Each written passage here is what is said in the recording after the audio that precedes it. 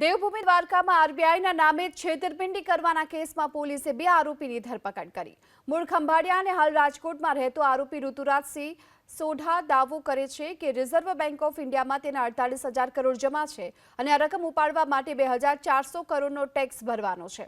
જે વ્યક્તિ ટેક્સ ભરવા માટે ફંડિંગ આપશે તેને 48,000 કરોડમાંથી 15% હિસ્સો મળશે। જો કે આવી લાલચ આપી તેણે અનેક લોકો સાથે મીટિંગ પણ કરી। બાતમીના આધારે દ્વારકા પોલીસે ઋતુરાજસિંહની તપાસ કરી તો તેની પાસેથી રિઝર્વ બેંક ઓફ ઇન્ડિયાના બોગસ દસ્તાવેજ મળી આવ્યા। આરોપી ઋતુરાજસિંહે સિંગાપુરથી એન્જિનિયરનો અભ્યાસ કરેલો છે। તેની પૂછપરછમાં માધવ વ્યાસ નામના અન્ય એક આરોપીની પણ સંડોવણી ખુલી છે।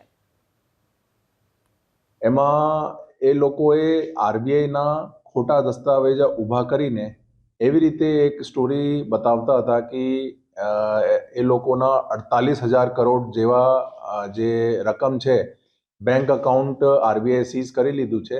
એને અનફ્રીઝ કરવા માટે અગર સામાવાળા જેના સાથે છેતરપિંડી થાય છે એ લોકો એક મોટી અમાઉન્ટ અગર ફાઇન આપી દે તો એમાંથી જે અનફ્રીઝ થશે 48,000 કરોડ એમાંથી જે છે અમારા જે ભોગ બનનાર છે એનામાંથી એને એ ફાયદા મળશે।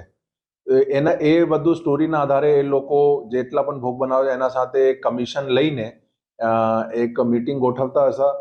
પછી એને ખબર જ હતી કે કોઈ એટલું મોટો અમાઉન્ટ તો ભરશે નહીં, બટ એના સાથે ઘણા લોકો સાથે એવી રીતે એને ચીટિંગ કરી હતી।